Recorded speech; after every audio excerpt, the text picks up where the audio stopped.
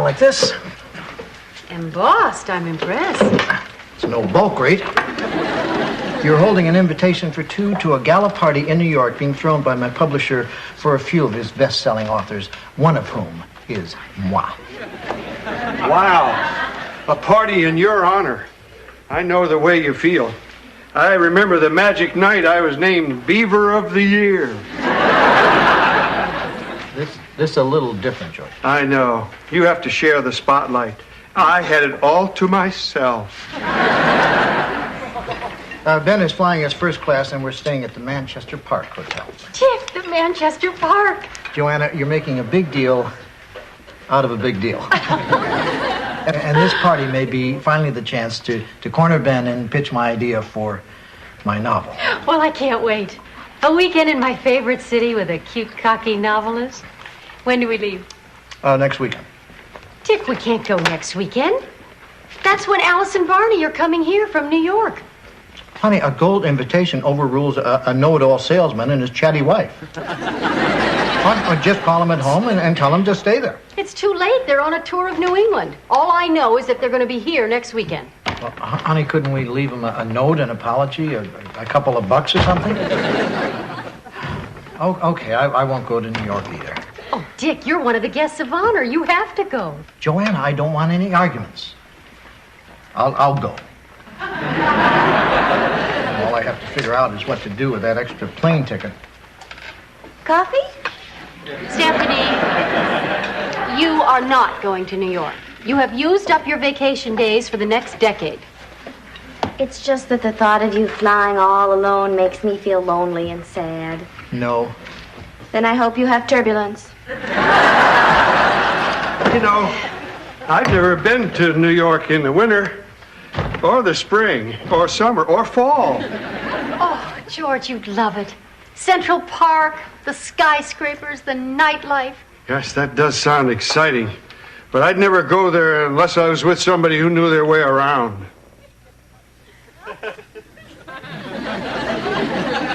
George, I'd love to have you come with me, but all I'm going to do is go to a dull book party with a lot of boring publishing people. Believe me, you'll have more fun just staying here. If you say so, Dick. Well, if you'll excuse me, I'll go outside and whoop it up hauling wood. Dick, why don't you want to take George to New York with you?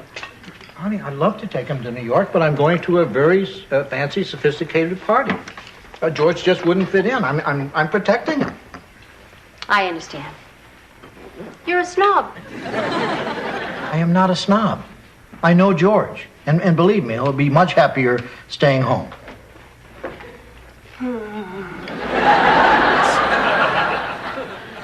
What do you say, George? You, me, New York? Wow!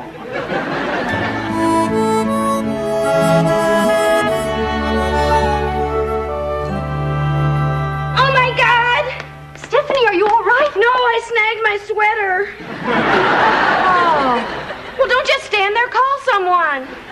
Well, it's not exactly a 911 emergency. Well, you could at least call and let them tell you that. Stephanie, I'm sorry you've had to work so hard, but I just want the inn to look nice for Alice and Barney's arrival today. Joanna, what have we gained if the inn looks lovely, but your maid looks like she just took a trip through fashion hell? Well, Joanna, do I look like my ticket? First class? You look big city to me, George. I know. I've just been reading up on New York. I don't know what to do first. I skate in Rockefeller Center, go to the top of the Empire State Building, or dig the scene down in Greenwich Village. Oh, I know the greatest Chinese restaurant in the village. New York, New York's a wonderful town. The Bronx is up and the Battery. And my watch needs replacing. Good cover, honey, but I'm okay, believe me. Well, I'll call when we get to the hotel. Let's go, George. My first plane ride. Gee, I just hope there's the same number of people on each side so the plane will fly level. No, George, you see, I hope so too, George.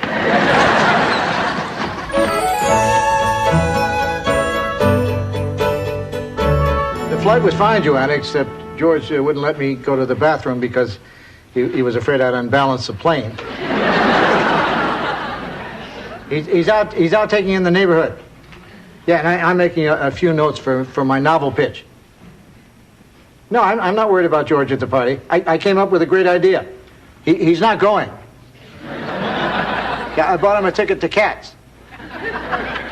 I am not a snob. Joanna, I went to a lot of trouble for George. Cats is sold out. I had to buy the ticket from some sleazy guy on the street. Joanna, come on, you can't tell me you miss sleazy people. Look, George is going to have a great time at the play. Joanna, stop using that word.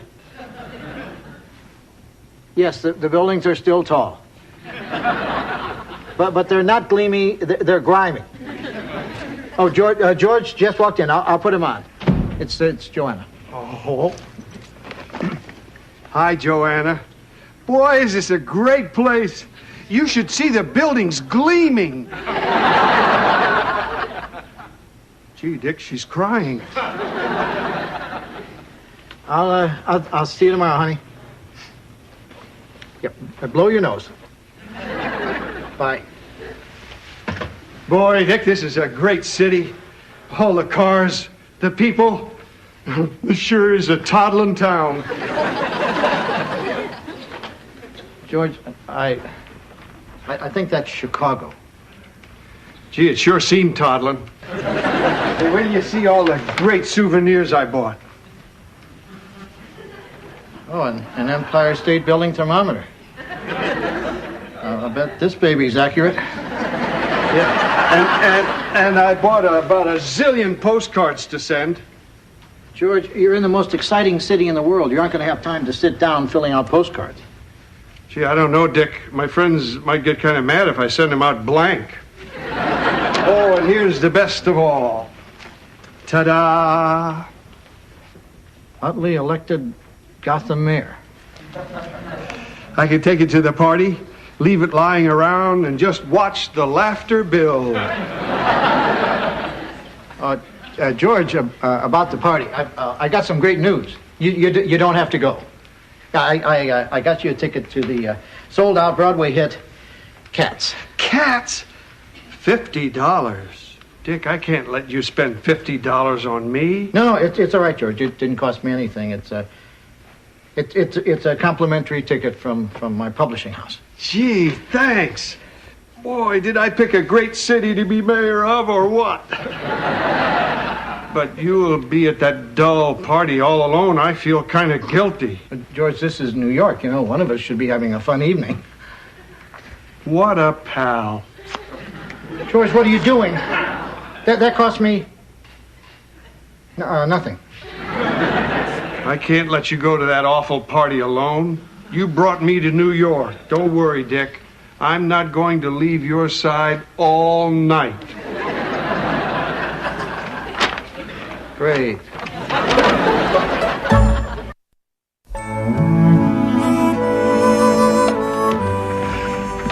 Poor Joanna.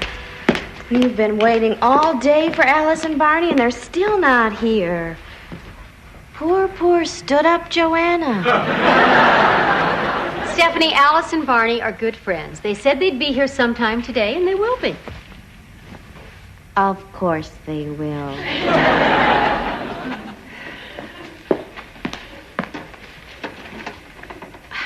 Joanna, you can sit here pitifully hopeful all night long, or you could go out with Michael and me tonight. Stephanie, that's very nice of you. I think I could explain it to Michael in such a way that he wouldn't throw much of a tantrum. Thanks, but I think I'd better stick around here, pitifully hopeful. Are you sure you won't change your mind? I'm sure. Thank you.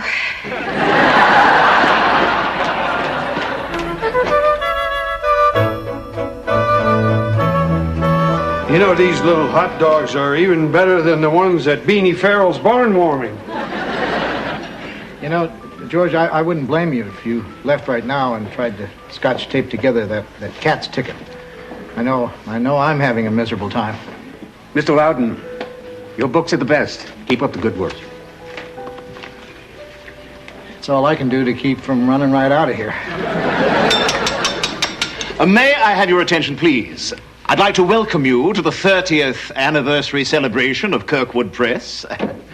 And we hope there are many more chapters to come. Did you get it, Dick? He's in the book business, and he said chapter. And now, I'd like to introduce some of the brightest lights in our literary family. First, our diet author, Dr. Harriet Weston. Our how-to maven, Dick Loudon.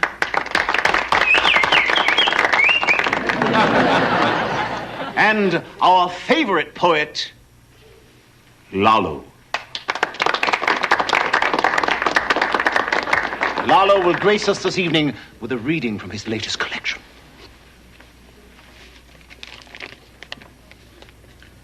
Running on the beach, I noticed something odd. The tide comes in, the tide goes out, it never stays. Just like my friends. God, I'm lonely, thank you.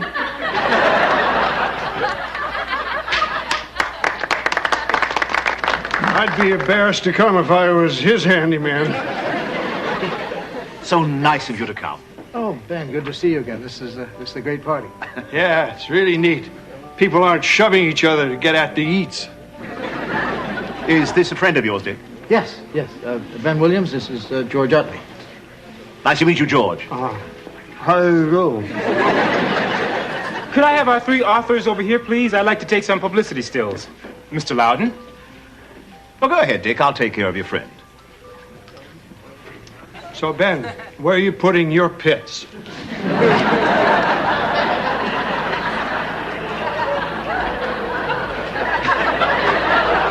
Mr. Lalo, smile, please. This is as happy as I get. I thought I'd never be able to pull myself out of that sooty chimney. But then when the Hawkins kid built that fire, it gave me the extra oomph to get myself free. Anything like that ever happened to you, Ben? Excuse me, George. Dick, you didn't say that George is your handyman. Yes, he is. George was just telling me about life in Vermont. Great. Guess what, Dick?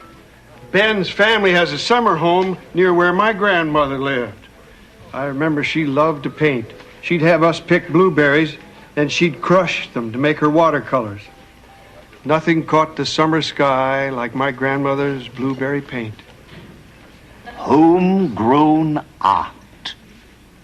Did you keep any of the paintings, George? No. We ate every one.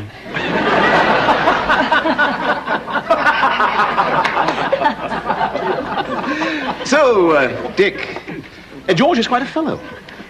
Yes, an interesting combination. Handyman, wit. Oh, you noticed. Thank you so much for bringing him. Ben, could I talk to you for a minute? Yes. Yeah, there's something I think you're going to be pretty excited about. I have an idea for a book. A novel. You're pitching a novel? Yeah, I thought now would be the perfect time, to run it by you. Dick, I'm very surprised. I mean, a lot of yokels think this is where it all happens, but a literary party is the worst place to try and pitch an idea for a novel. Excuse me, I'm missing some of George's stories. So they asked me, where does this road go? And I said, the road hasn't moved since I've been here.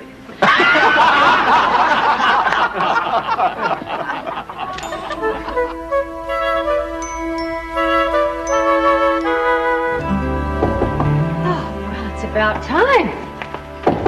Coming. Hi, you're not Allison Barney. No, ma'am. I'm Larry.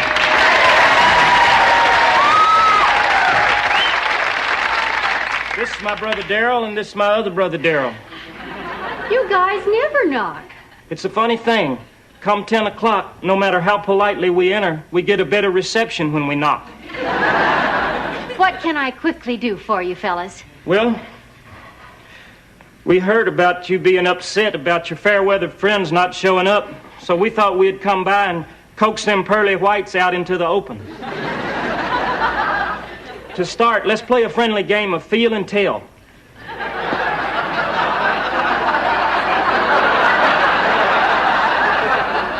I think I'll pass on that one, Larry. It's just as well. One touch of them scales and you would have guessed. I know, staring game. We won that one. Fellas, I appreciate what you're doing, but I'm just not in the mood to compete tonight. That's okay. As a backup, we've prepared a little playlet for you. So just park it over here on the couch. And enjoy our version of On the Town, featuring Daryl as Gene Kelly, and Daryl as Frank Sinatra, and yours truly as Jules Munchin. So, let's follow the adventures of those three happy-go-lucky sailors with 24 hours shore leave to see New York and get girls.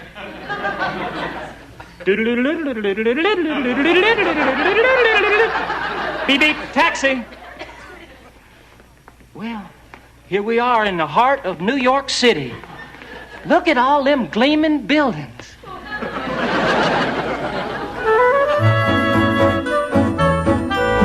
knew you'd like this picture of the Chrysler Building. Wish you or anyone were here. Oh, hi, Dick. Thought maybe you'd be asleep. Who can sleep with all that damn gleam? I'm sorry you got a headache and couldn't come with us. Ben really showed me the town. Yeah, it was really hard to turn down his offer to tag along. No, he meant it, Dick. There was plenty of room in the limousine. If you don't mind, George, I think I'll go to sleep. Okay, Dick. I'll tell you all about Madison Square Garden in the morning. What about Madison Square Garden? We caught the last couple of minutes of the Knicks game. Boy, it was so exciting. I even made a basket.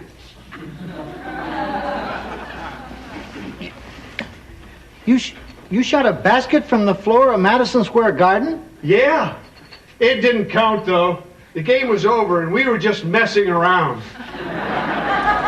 After that, we went to an art gallery in Soho.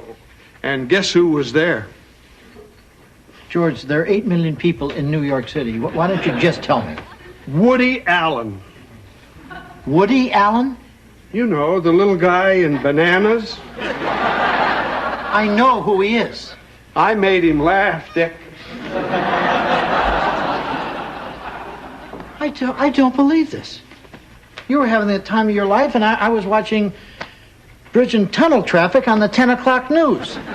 That's why I came back home. We were all at Sardi's, but I knew you were stuck back here all by yourself. I mean, I wouldn't have even gotten to see New York if it hadn't been for my best friend, Dick. George, I'm not such a great friend. I have a confession to make. Did you break my Empire State Building thermometer? No, George. I didn't want you to come with me to New York. This one time. I was afraid that you wouldn't fit in at the party, and then, you'd be uncomfortable, and they'd be uncomfortable, and maybe I might even be a little uncomfortable. I understand, Dick. You're kind of a snob. Well, I don't think I'd use that word. Although everyone else seems to grab onto it. But they all loved you. And even if they hadn't, I mean, I was wrong to worry. I mean, I was a snob. Oh, Dick, I can't believe it. I know, George, you must really hate me.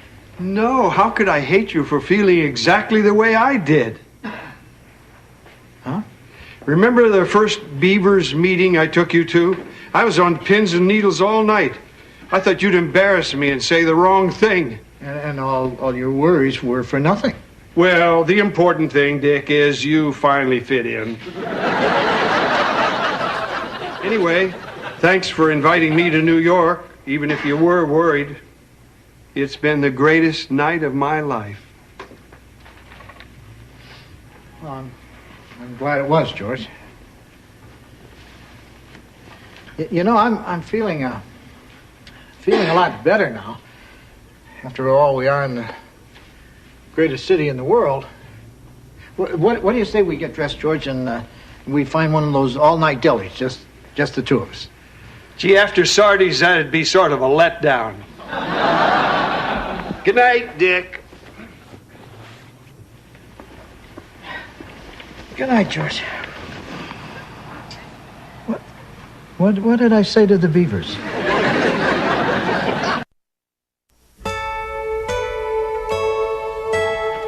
I just got off the phone with Alice and Barney. They were having so much fun up in Maine, they ran out of time and went right back to New York. Oh, I'm sorry, honey. You stayed home this whole weekend and still never got to see Alice and Barney. It's okay.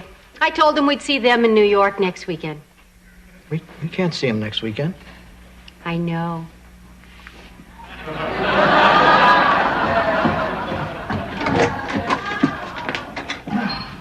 Dick, you're back. I'm glad you're home. So? So what? So, did you bring me a gift? And you thought I'd forget. Thank you.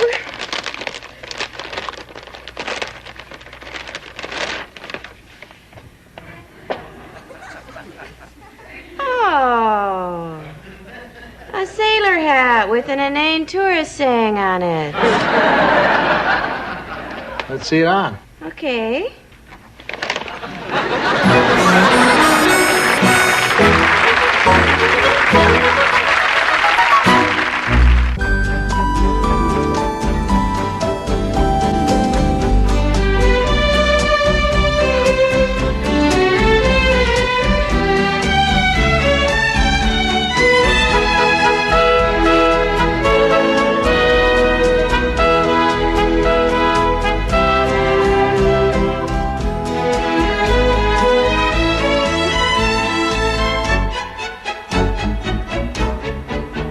Meow.